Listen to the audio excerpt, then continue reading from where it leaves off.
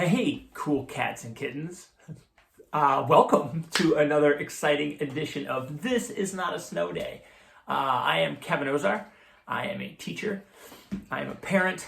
And I am on day 20 of quarantine. Normally I get up and flip the numbers, but with the 2 digits, I was convinced I would drop it. So I'm not even going to bother. A lot of new subscribers, a lot of new people joining us as word gets out. Thank you so much. If you haven't had a chance to subscribe, please do so. Subscribe right down there. And that will help you get updates when I drop new episodes, as well as make it a lot easier for you to comment. I love your comments. Oh, my Post-it note that said where to look at the camera just dropped. We're going to call that a special effect. So today is Thursday. It is April 2nd. And here in Michigan, the state of Michigan, 2 kind of amazing things just happened. And I mean amazing in the actual sense of the word. Number one, it is so sunny out today that I had to get extra lights so I didn't have a big shadow on my face. So that's kind of cool to get some sunshine. The other one is our governor just signed an executive order that is effectively ending in-school schooling for the rest of the year and sets us up for distance learning, homeschooling, whatever you want to call any of what we're trying to make happen for the rest of this school year. So looks like we're in this for a little bit longer, and I'm going to continue to bring you guys content as often as I can here on school days to help you get through it. So today I want to talk about a difficult topic. And by that, I mean doing something that is difficult, something that is hard. As a classroom teacher, one of the things that I see a lot, many of my colleagues see a lot, is that we will set kids up on something that is actively challenging, that is a little bit beyond where they're at, and they have to work. And some kids dive right in, like, oh man, let's go, let's get this. And a lot of other students, and it's not always the same ones, it switches, will say something to the effect of like, I can't, or like, this is hard, or I can't find the answer. And I usually reply with, well, you've been working on it for 20 seconds. Let's give it 20 more and see where it goes.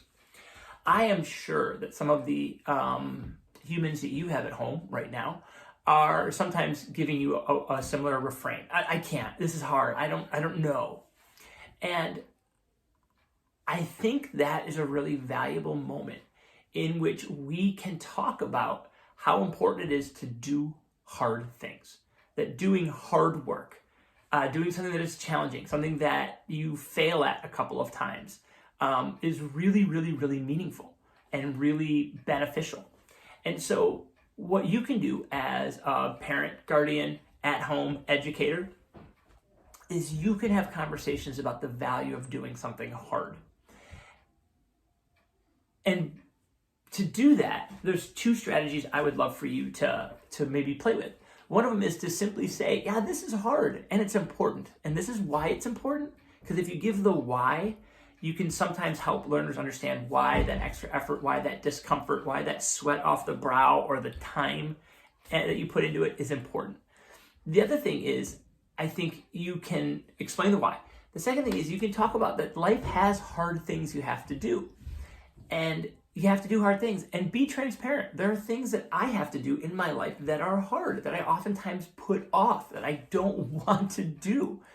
My house was built in 1926, and it has a coal chute. And for those of you who are unaware, that means that there is a big metal grate on the side of my house that we have since sealed shut. But it used to be that you could open it right off the driveway and people would shovel coal into a small room in my basement, which would then be used to heat the house and heat the water. We no longer have that system. We don't use coal here in Metro Detroit very often, anymore at least. And then what we've done is we have 3 cats, and they have kind of used that room as their litter room. And every month or so, that room needs to get cleaned out, like a hearty clean. I hate that. It is gross. It is hard work. I have to take a look, haul it up. It's not very ventilated. It's gross. And I put it off. And so sometimes the monthly cleaning goes into a 90-day cleaning, and that's worse, right? But I did it. I did it yesterday. And I owned it. I said, guys, I have to do a hard thing, and I really don't like doing it. But we have to do this for the health of our house, for the health of our cats. When you talk to your learners about the things that you kind of have to do because it's part of life, it's part of having a healthy house, it's part of taking care of our cats that we love, elements of your job that really do not fill you with joy. Be transparent about it. Maybe even show them doing that. Say, hey, here, look what I have to do. Look at all these spreadsheets. Look at this call I have to make. Look at this report I have to. I get it. I have some empathy for where you're coming from. And I'd love for you to have some empathy for me. And then the connection piece is maybe if we do it together. And so making a list of unpleasant or hard jobs, and you have them because I know you've been home for a couple of days or a couple of weeks, but I bet there's a couple of things that are on your list that you still haven't done because I don't want to do that. Well, using that as an experience to talk about the benefits of hard work, and this isn't like American Story, hard work, let's build a railroad. This is the things that are just hard because they're not in your skill set that you feel, or they're not in your enjoyment wheelhouse. We'll call that the wheelhouse of fun. That's hard. And so doing that with your kids, doing the work together, highlighting that life is about sometimes working hard and getting through it because it's for the best, and then helping them see that with some of their schoolwork perhaps or other things. It's okay to do hard work. To summate, I think for a lot of us, staying home is hard work, and we have to do it for others because it's the right thing to do. And so that might be a big message that you can overlay on some smaller messages and teach. A couple years ago, the word grit was being thrown around in classrooms. It didn't really catch on, and there's certainly some equity issues around the way we approached grit a couple years ago. The reality is that we want kids who are going to work hard and work on solutions that help people, even if they're not the easiest one or the cheapest one or the fastest one. And so as we look at better solutions, we need people who can be hard workers through hard problems. And you can help teach that today and throughout this hard time, because it's valuable to do the right thing.